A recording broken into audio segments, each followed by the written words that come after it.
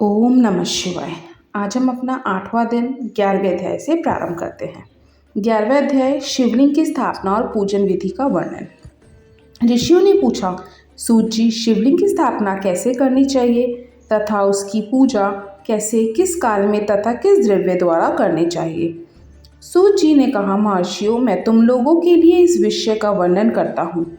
इसे ध्यान से सुनो और समझो। अनुकूल एवं शुभ समय में किसी पवित्र तीर्थ में, नदी के तट पर, ऐसी जगह पर शिवलिंग की स्थापना करनी चाहिए जहां रोज पूजन कर सकें। पार्थिव द्रव्य से, जलमय द्रव्य से अथवा तेजस द्रव्य से पूजन करने से उपासक को पूजन का पूरा फल प्राप्त होता है। शुभ लक्षणों में पूजा करने पर यह तुरंत फल देने वाला है। चल प्रतिष्ठा के लिए छोटा शिवलिंग श्रेष्ठ माना जाता है। अचल प्रतिष्ठा हेतु बड़ा शिवलिंग अच्छा रहता है। शिवलिंग की पीठ सहित स्थापना करनी चाहिए। शिवलिंग की पीठ गोल, चौकोर, त्रिकोण अथवा खाट के पाए की भांति ऊपर नीचे मोटा और बीच में पतला होना चाहिए। ऐसा लिंग पीठ महान फल देने वाला होता है। पहले मिट्टी अथवा लोहे से शिवलिंग का निर्माण करना चाहिए। जिस द्रव्य से लिंग का निर्माण हो उसी से उसका पीठ बनाना चाहिए। यही अचल प्रतिष्ठा वाले शिवलिंग की विशेषता है। चल प्रतिष्ठा वाले शिवलिंग में लिंग व प्रतिष्ठा एक ही तत्व से बनानी चाहिए। लिंग की लंबाई स्थापना करने वाले मनुष्य के 12 उंगल के बराबर होनी चाहिए। इससे कम होने पर फल भी कम प्राप्त होता है, परंतु 12 उंगल से लंबाई अधिक भी हो सकती है। चल लिंग में लंबाई स्थापना करने वाले के 1 उंगल के बराबर होनी चाहिए, उससे कम नहीं। यजमान को चाहिए कि पहले वह शिल्प शास्त्र के अनुसार देवालय बनवाए तथा उसमें सभी देवगणों की मूर्ति स्थापित करे। देवालय का गर्भगृह सुंदर, सुदृढ़ और स्वच्छ होना चाहिए। उसमें पूर्व और पश्चिम के में 2 मुख्य द्वार हों।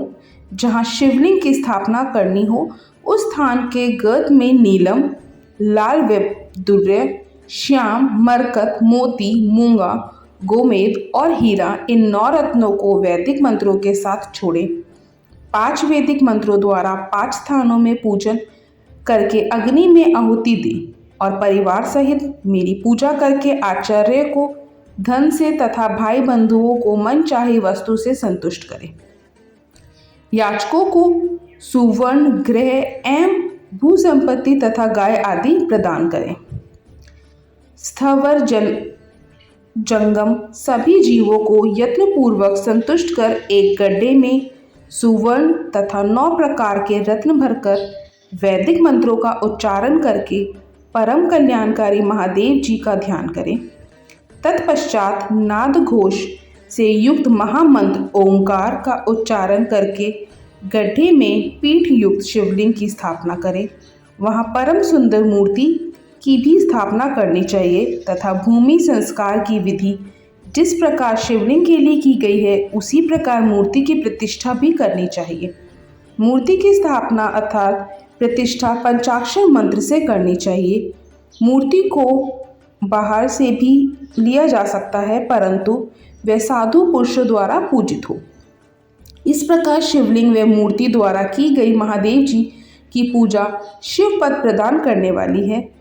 स्थावर और जंगम में लिंग भी 2 तरह का हो गया है। वृक्षलता आदि को स्थावर लिंग कहते हैं और कृमि कीट की आदि को जंगम लिंग।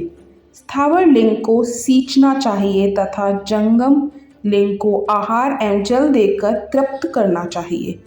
यो चराचर जीवों को भगवान शंकर का प्रतीक मानकर उनका पूजन करना चाहिए। इस तरह महालिंग की स्थापना करके विविध उपचारों द्वारा उसका रोज पूजन करें तथा देवालय के पास ध्वजारोहण करें। शिवलिंग साक्षात शिव का पद प्रदान करने वाला है। आवाहन, आसन, अर्घ्य, पादांग, आचमन, स्नान, वस्त्र, यज्ञोपवीत, गंध, पुष्प, धूप, दीप, नैवेद्य, तांबुल, समर्पण, निराजन, नमस्कार और विसर्जन से ये 16 उपचार हैं। इनके द्वारा पूजन करे। इस तरह किया गया भगवान शिव का पूजन शिव पद की प्राप्ति कराने वाला है। सभी शिवलिंगों की स्थापना के उपरांत, चाहे वे मनुष्य द्वारा स्थापित, ऋषियों या देवताओं द्वारा अथवा अपने आप प्रकट हुए हों, सभी का उपयुक्त विधि से पूजन करना चाहिए, तभी फल प्राप्त होता है। उसकी परिक्रमा और नमस्कार करने से शिव पद की प्राप्ति होती है। शिवलिंग का नियम पूर्वक दर्शन भी कल्याणकारी है।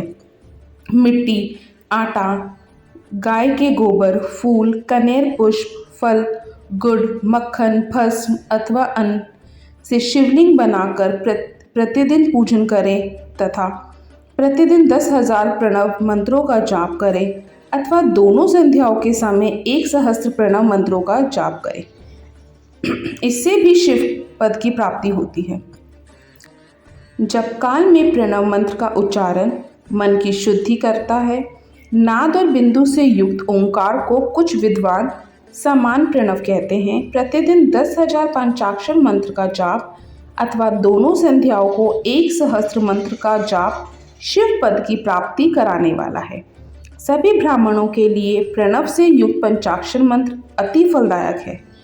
कलश से किया स्नान, मंत्र की दीक्षा, मातृकाओं का न्यास, सत्य से पवित्र अंतःकरण, ब्राह्मण तथा ज्ञानी गुरु सभी को उत्तम माना गया है। पंचाक्षर मंत्र का 5 करोड़ जाप करने से मनुष्य भगवान शिव के समान हो जाता है। 1, 2, 3 अथवा 4 करोड़ जाप करके मनुष्य क्रमशः ब्रह्मा, विष्णु, रुद्र तथा महेश्वर का पद प्राप्त कर लेता है।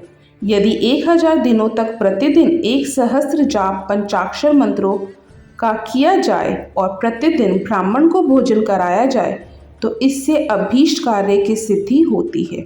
ब्राह्मण को प्रतिदिन प्रातःकाल 1008 बार गायत्री मंत्र का जाप करना चाहिए, क्योंकि गायत्री मंत्र शिव पद की प्राप्ति कराता है। वेद मंत्रों और वैदिक सूक्तियों का भी नियम से जाप करें। अन्य मंत्रों में जितने अक्षर हैं उनके उतने लाख जाप करने चाहिए। इस प्रकार यथाशक्ति जाप करने वाला मनुष्य मोक्ष प्राप्त करता है।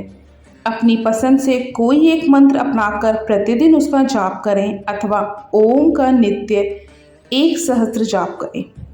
ऐसा करने से संपूर्ण मनोरथों की सिद्धि होती है।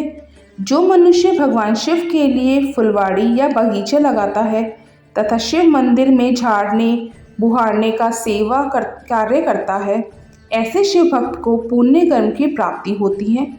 अंत समय में भगवान शिव उसे मोक्ष प्रदान करते हैं। काशी में निवास करने से भी योग और मोक्ष की प्राप्ति होती है। इसीलिए आमरण भगवान शिव के क्षेत्र में निवास करना चाहिए। उस क्षेत्र में स्थित बावड़ी, तालाब, कुआं और पोखर को शिवलिंग समझकर वहां स्नान, दान और जाप करके मनुष्य भगवान शिव को प्राप्त कर लेता है। जो मनुष्य शिव के क्षेत्र में अपने किसी मृत संबंधी का दशा, मासिक श्राद्ध अथवा वार्षिक श्राद्ध करता है अथवा अपने पितरों को पिंड देता है, वह तत्काल सभी पापों से मुक्त हो जाता है और अंत में शिव पद प्राप्त करता है। लोक में अपने वर्ण के अनुसार आचरण करने व सदाचार का पालन करने से शिव पद की प्राप्ति होती है। निष्काम भाव से किया गया कार्य अभीष्ट फल देने वाला एवं शिव पद प्रदान करने वाला होता है। दिन के प्रातः, मध्य और साय 3 विभाग होते हैं। इनमें सभी को एक एक प्रकार के कर्म का प्रतिपादन करना चाहिए। प्रातः काल रोजाना दैनिक शास्त्र कर्म, मध्य सकाम कर्म तथा सायकाल शांति कर्म के लिए पूजन करना चाहिए। इसी प्रकार रात्रि में 4 पहर होते हैं। उनमें से बीच के 2 पहर निशीथ काल कहलाते हैं। इसी काल में पूजा करनी चाहिए, क्योंकि यह पूजा अभीष्ट फल देने वाली है। कलयुग में कर्म द्वारा ही फल की सिद्धि होगी। इस प्रकार विधि पूर्वक और समय अनुसार भगवान शिव का पूजन करने वाले मनुष्य को अपने कर्मों का पूरा फल मिलता है। ऋषियों ने कहा, सूत जी, ऐसे पुण्य क्षेत्र कौन कौन से हैं जिनका आश्रय लेकर सभी स्त्री पुरुष शिव पद को प्राप्त करने, कृपया हमें बताएं। ओम नमः शिवाय। 12वां अध्याय, मोक्षदायक पुण्य क्षेत्रों का वर्णन। सूत जी बोले, हे विद्वान और बुद्धिमान महर्षियों, मैं मोक्ष देने वाले शिव क्षेत्रों का वर्णन कर रहा हूँ। पर्वत, वन और काननों सहित इस पृथ्वी का विस्तार 50 करोड़ योजन है। भगवान शिव की इच्छा से पृथ्वी ने सभी को धारण किया है। भगवान शिव ने भूतल पर विभिन्न स्थानों पर वहाँ के प्राणियों को मोक्ष देने के लिए शिव क्षेत्र का निर्माण किया है। कुछ क्षेत्रों को देवताओं और ऋषियों ने अपना निवास स्थान बनाया है, इसलिए उसमें तीर्थ प्रकट हो गया है। बहुत से तीर्थ ऐसे हैं जो स्वयं प्रकट हुए हैं। तीर्थ क्षेत्र में जाने पर मनुष्य को सदा स्नान, दान और जाप करना चाहिए, अन्यथा मनुष्य रोग, गरीबी तथा मूर्खता आदि दोषों का भागी हो जाता है।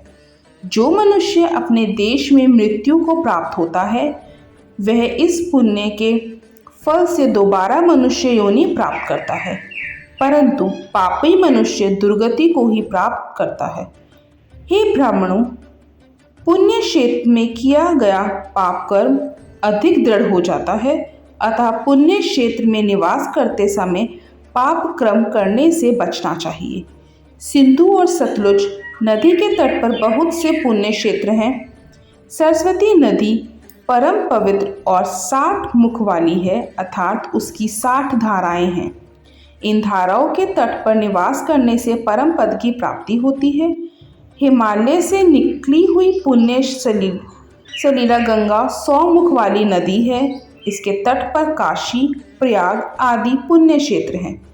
मकर राशि में सूर्य होने पर गंगा की तटभूमि अधिक प्रक्षत एवं पुण्यदायक हो जाती है। सोनभद्र नदी की 10 धाराएं हैं। बृहस्पति के मकर राशि में आने पर यह अत्यंत पवित्र तथा अभीष्ट फल देने वाली है। इस समय यहाँ स्नान और उपवास करने से विनायक पद की प्राप्ति होती है। पुण्य सलीला महानदी नर्मदा के 24 मुख हैं। इसमें स्नान करके तट पर निवास करने से मनुष्य को वैष्णव पद की प्राप्ति होती है। तमसा के 12 और रेवा के 10 मुख हैं। परम पुण्य में गोदावरी के 21 मुख हैं। यह ब्रह्म हत्या तथा गोवध पाप का नाश करने वाली एवं रुद्र लोक देने वाली है। कृष्णवेणी नदी समस्त पापों का नाश करने वाली है। इसके 18 मुख हैं तथा यह विष्णु लोक प्रदान करने वाली है। तुंगभद्रा 10 मुखी है एवं ब्रह्मलोक देने वाली है। सुवर्ण मुखी के 9 मुख हैं। ब्रह्मलोक से लौटे जीव इसी नदी के तट पर जन्म लेते हैं। सरस्वती नदी, पंपा सरोवर, कन्याकुमारी अंतरीप तथा शुभ कारक श्वेत नदी सभी पुण्य क्षेत्र हैं। इनके तट पर निवास करने से इंद्रलोक की प्राप्ति होती है। महानदी कावेरी परम पुण्य में है। इसके 27 मुख है। यह संपूर्ण अभीष्ट वस्तुओं को देने वाली है। इसके तट ब्रह्मा विष्णु तत्व का पद देने वाले हैं। कावेरी के जो तट शैव क्षेत्र के अंतर्गत हैं, वे अभीष्ट फल तथा शिव लोक प्रदान करने वाले हैं।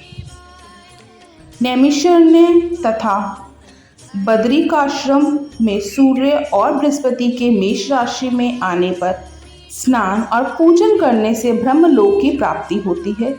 सिंह राशि और कर्क राशि में सूर्य की संक्रांति होने पर सिंधु नदी में किया स्नान तथा केदार तीर्थ के जल का पान एवं स्नान ज्ञानदायक माना जाता है।